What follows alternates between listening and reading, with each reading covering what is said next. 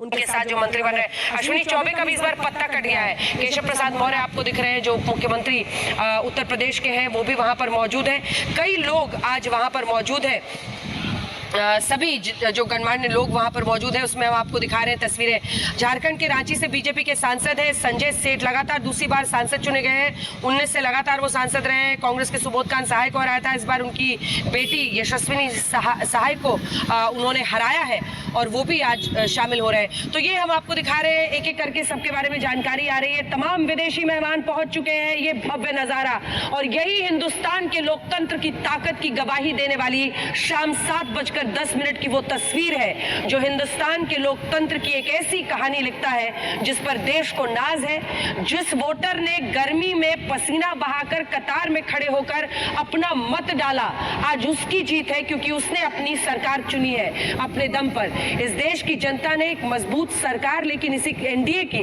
लेकिन इसी के साथ एक मजबूत विपक्ष को इस बार चुना है और एक मजबूत विपक्ष ये साफ साफ इशारा करता हुआ, इसमें आप देख रहे हैं कुमार मंगलम बिरला भी बिरला ग्रुप के वहां पर आपको बैठे दिखाई दे रहे हैं। रवीना टंडन आपको दिखाई दे रही हैं। सभी लोग वहां पर मौजूद हैं और इंतजार इस बात का है कि अब से कुछ ही देर में प्रधानमंत्री वहां पर पहुंचेंगे, जिसके बाद राष्ट्रपति महामहिम द्रौपदी मुर्मू का इंतजार रहेगा। शाम के इस पहर में एक वहां पर जो रोशनी की गई है, एनएसए को आप देख रहे हैं अजीत डोभाल साहब और इसी के साथ नृपेंद्र मिश्र जी को देख रहे हैं। हालांकि उनके बेटे साकेत मिश्र इस बार हार गए हैं। अयोध्या की भी सीट फैजाबाद की बीजेपी हार गई फैजाबाद, लेकिन इन सब के बावजूद एक बड़ी जीत इसलिए है क्योंकि बीजेपी की बेस्ट परफॉर्मेंसेस में से ये 240 वाला आंकड़ा भी आता है, क्योंकि नरेंद्र मोदी के नेतृत्व में तीनों बार बीजेपी ने जो सीटें हासिल की हैं वो उनकी अधिकतम सीटें हैं। 282 2014 में, 303 2019 में और फिर 240 2024 में। इट्स अ फुल हाउस जिसे कहा जाता है अंग्रेजी में। सभी लोग वहां पर पहुंच चुके हैं और एक भव्य नजारा हिंदुस्तान का आज दिखता हुआ। विश्व में जो जो मुल्क देख रहा होगा वो ये जान रहा है कि भारत के लोकतंत्र की ताकत, उसकी जनता का जो संदेश और जो चुनाव होता है, उसका जो मैंडेट होता है, वो किस तरह से इस देश के लिए सर्वोपरि है और आज उसी का जश्न मनाते हुए सभी लोग आपको यहाँ पर दिखाई दे रहे हैं। विदेशी जो मेहमान हैं वो भी यहाँ पर मौजूद हैं। इसी के साथ देश भर से जो कोने कोने से लोग पहुंचे हैं आज सभी यहाँ पर विराजमान है और मंच पर मौजूद है। और एक लगता है भोजपुरिया कॉर्नर यहाँ पर जुड़ गया है। हालांकि निरहुआ साहब विक्ट्री साइन दिखा रहे हैं।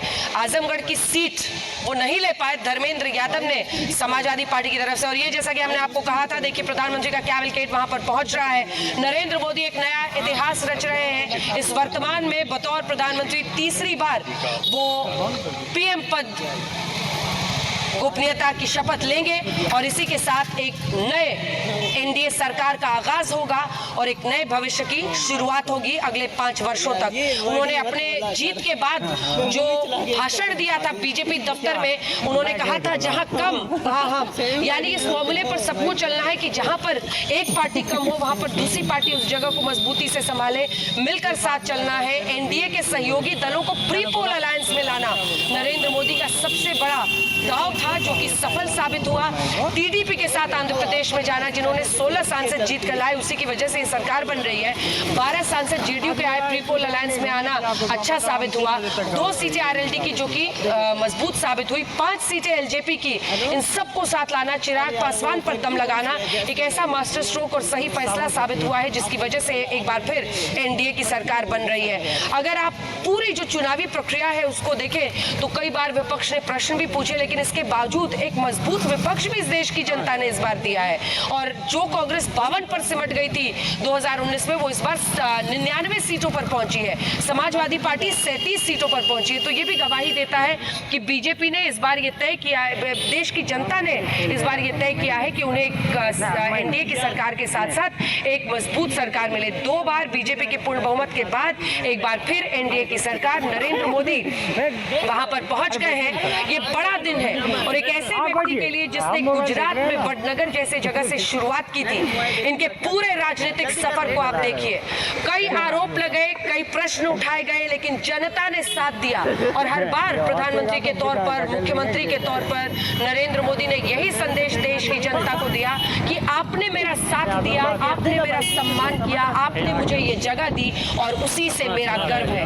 ये बतौर प्रधानमंत्री तीसरी बार और स्टैंडिंग ओवेशन वहां पर मौजूद सभी मंत्री और आम लोग उन्हें देते हुए जो वहां पर मेहमान आए हैं, क्योंकि ये बड़ा दिन है। ये रिकॉर्ड वो बना रहे हैं जो शख्स 22 साल से जनता का समर्थन जीतता रहा, जो शख्स नतमस्तक होकर सिर झुकाकर सभी मौजूद लोगों की न सिर्फ प्रधानमंत्री वहां पर आए हैं, बल्कि इसी के साथ साथ जो आम लोग हैं, जो सफाई कर्मी हैं, उन सबको आज यहाँ पर शामिल किया गया है। और वरीयता की अगर आप देखें तो प्रधानमंत्री नरेंद्र मोदी, उसके बाद राजनाथ सिंह, फिर अमित शाह, फिर जेपी नड्डा, सभी इस क्रम में। और प्रधानमंत्री आज के इस पहर में मुस्कुराते हुए उनका संदेश भी जो सामने में मौजूद लोग हैं उनका अभिनंदन खुले मन से हंसते हुए स्वीकार करते हुए। ये बड़ा दिन है उनके जीवन में। 22 साल आप सोचिए, कोई सत्ता के शीर्ष पर है, चाहे वो गुजरात के मुख्यमंत्री के तौर पर हो या फिर देश के प्रधानमंत्री के तौर पर। आने वाले 5 साल एनडीए के गठबंधन की सरकार को उन्हें चलाना है। पीछे ललन सिंह दिख रहे हैं, ये फ्रेम भी जबरदस्त है क्योंकि राजनाथ सिंह से वो बात कर रहे हैं और पीछे ललन सिंह का चेहरा दिख रहा है, जेडीयू के वो मंत्री जिनका समर्थन जरूरी है, क्रूशियल है अगर एनडीए की सरकार चलनी है, चाहे वो जेडीयू हो, चाहे वो टीडीपी हो, उन सब के समर्थन की दरकार है। और प्रधानमंत्री एक एक करके जो सामने की कतार में लोग मौजूद हैं उनका अभिनंदन स्वीकार करते हुए जेपी नड्डा के बाद शिवराज सिंह चौहान, उसके बाद निर्मला सीतारमण, उसके बाद एस जयशंकर। तो जो वरीयता जो क्रम है वहां पर सीनियोरिटी का, वो भी एक संदेश होता है कि किसको किस तरह का मंत्रालय मिल सकता है। तमाम जो गणमान्य विदेशी मेहमान वहां पर मौजूद हैं उनको भी आप इस वक्त देख रहे हैं। सितारे की तरह अंकित करने वाले माननीय प्रधानमंत्री की कुछ ही देर में तीसरी बार शपथ। मुझे लगता है कि आप सबको इंतजार होगा महामहिम राष्ट्रपति द्रौपदी मुर्मू का, और जो पीएम की प्रशंसा वहां पर हुई है, इस पर लगता है सभी तालियां बजा रहे हैं और पीएम अभिनंदन स्वीकार कर रहे हैं। एक बार आपको सुना देते हैं वहां पर क्या कहा जा रहा है।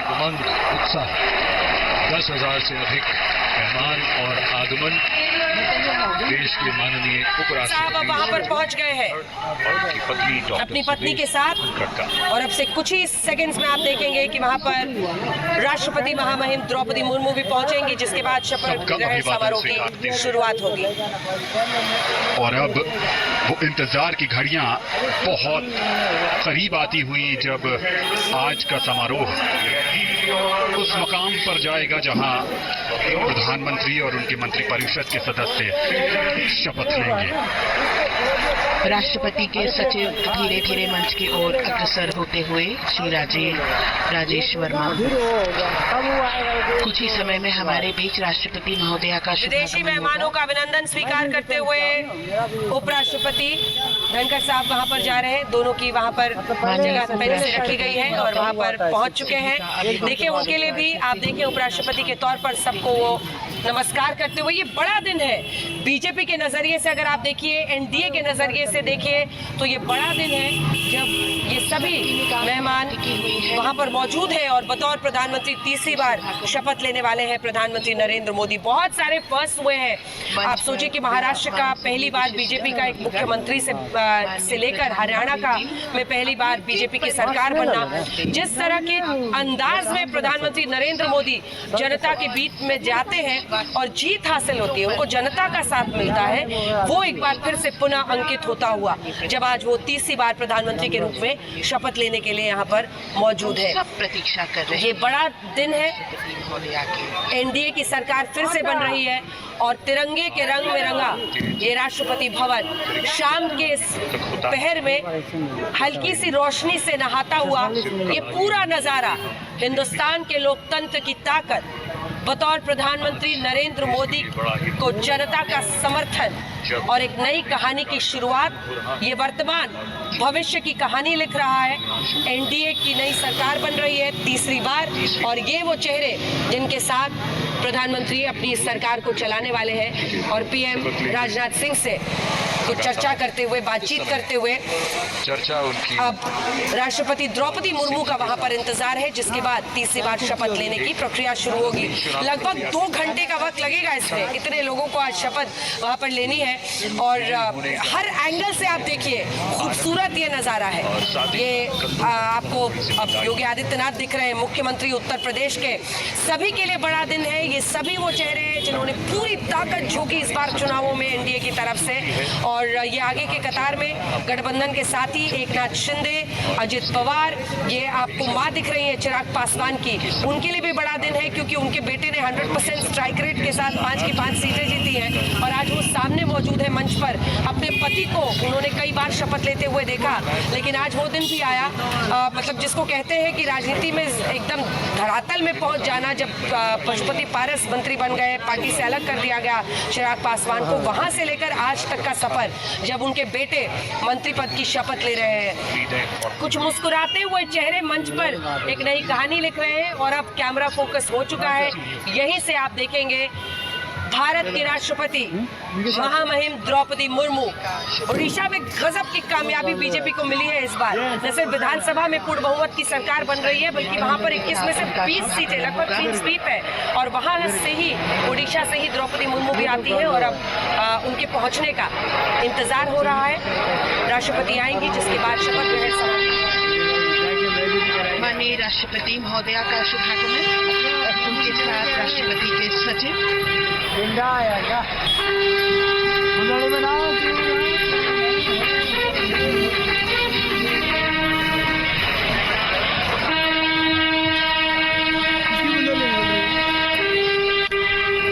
राष्ट्रपति के सैन्य सचिव मेजर जनरल मनजीत सिंह मनराल सेवा मेडल तथा राष्ट्रपति के एडीसी भी उनके साथ हैं।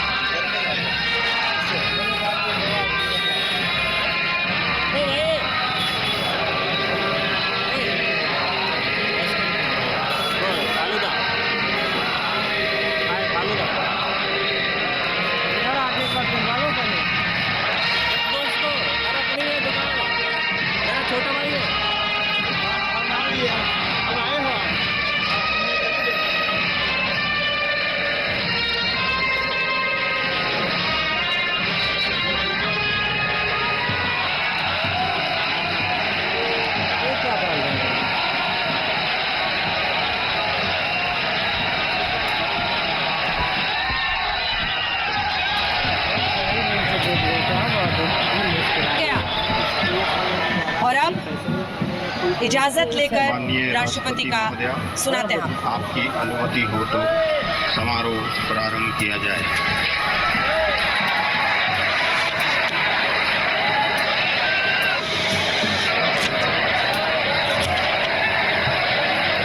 मंत्री श्री नरेंद्र दामोदर दास मोदी।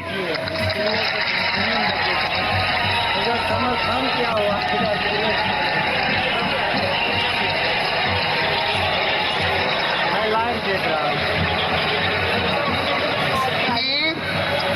मैं नरेंद्र दामोदर दास मोदी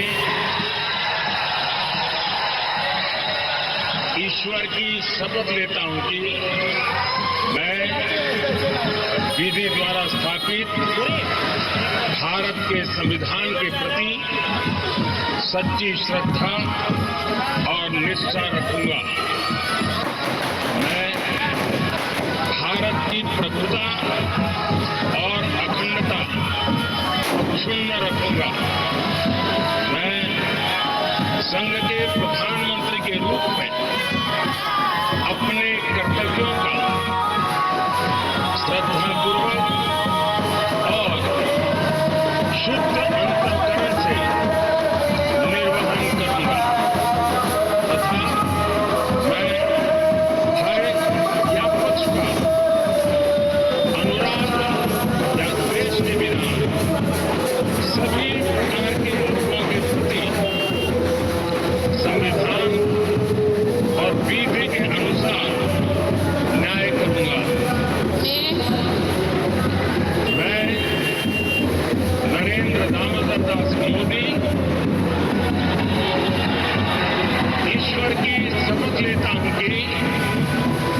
विषय संघ के प्रधानमंत्री के रूप में मेरे विचार के लिए लाया जाएगा अथवा मुझे ज्ञात होगा उसे किसी व्यक्ति या व्यक्तियों को तब के सिवाय जबकि प्रधानमंत्री के रूप में अपने कर्तव्यों के सम्यक निर्वहन के लिए ऐसा करना अपेक्षित हो, मैं प्रत्यक्ष अथवा अप्रत्यक्ष रूप से संसूचित या प्रकट नहीं करूंगा।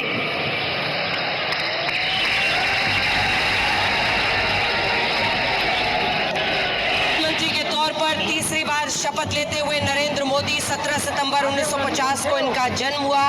1972 में आरएसएस में ये शामिल हुए। पूरा जीवन देश को देने का इस वक्त उन्होंने संकल्प लिया था। भ्रष्टाचार को लेकर युवाओं के नवनिर्माण आंदोलन में 74 में वो शामिल हुए। 75 में इमरजेंसी के दौरान उन्होंने लोकतंत्र को स्थापित करने के लिए गुजरात लोक संघर्ष समिति में वो शामिल हुए। 3 साल तक इमरजेंसी के खिलाफ वो लड़े।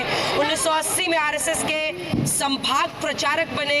फरवरी 87 में बीजेपी में शामिल हुए। गुजरात में बीजेपी के संगठन सचिव वो बने और उसके बाद 87 में नगर निगम चुनाव लड़े। उसके बाद से मार्च 1990 में गुजरात में बीजेपी 67 सीटें जीतने में मोदी की अहम भूमिका रही। 1990 में आडवाणी की सोमनाथ अयोध्या यात्रा में अभिन्न हिस्सा वो रहे। 91 में मुरली मनोहर जोशी और सभी उठकर उनका स्वागत करते हुए और उसके बाद 2001 में मुख्यमंत्री और फिर लगातार तीसरी बार पीएम।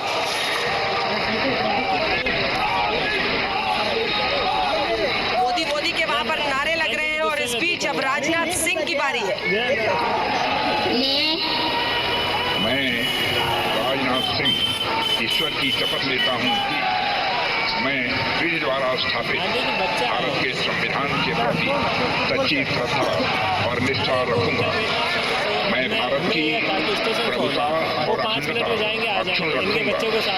मैं संघ के मंत्री के रूप में अपने कर्तव्यों का श्रद्धापूर्वक और शुद्ध अंतःकरण से निर्वहन करूंगा तथा मैं भय या पक्षपात, अनुराग या द्वेष के बिना सभी प्रकार के लोगों के प्रति संविधान और विधि के अनुसार न्याय करूंगा।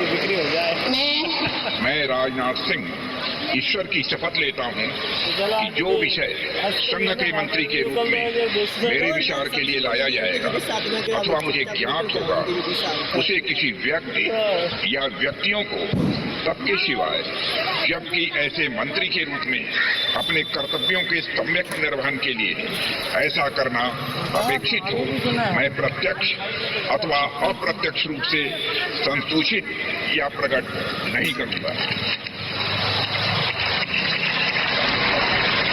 राजनाथ सिंह मोदी 2.0 में रक्षा मंत्री रहे। 2014 से 2019 तक वो गृह मंत्री भी रहे। 2 बार 2005, 2009 और 13 से 14 तक बीजेपी के राष्ट्रीय अध्यक्ष भी वो रह चुके हैं। 2 बार राज्यसभा, 4 बार लोकसभा के सदस्य बने हैं।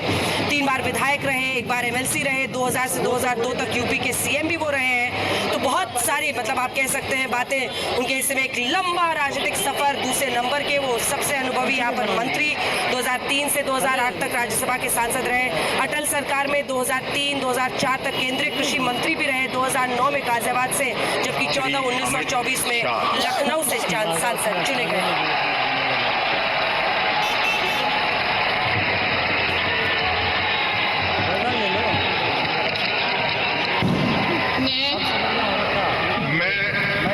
अमित अनिल चंद्र शाह ईश्वर की शपथ लेता हूं कि मैं विधि द्वारा स्थापित भारत के संविधान के प्रति सच्ची श्रद्धा और निष्ठा रखूंगा। मैं भारत की प्रभुता और अखंडता अक्षुण्ण रखूंगा। मैं संघ के मंत्री के रूप में अपने कर्तव्यों का श्रद्धापूर्वक और शुद्ध अंतःकरण से निर्वहन करूंगा तथा मैं भय या पक्षपात, अनुराग या द्वेष के बिना सभी प्रकार के लोगों के प्रति संविधान और विधि के अनुसार न्याय करूंगा। मैं अमित अनिल चंद्र शाह ईश्वर की शपथ लेता हूं कि जो विषय संघ के मंत्री के रूप में मेरे विचार के लिए लाया जाएगा अथवा मुझे ज्ञात होगा उसे किसी व्यक्ति या व्यक्तियों को तब तक के सिवाय जबकि ऐसे मंत्री के रूप में मोदी राष्ट्र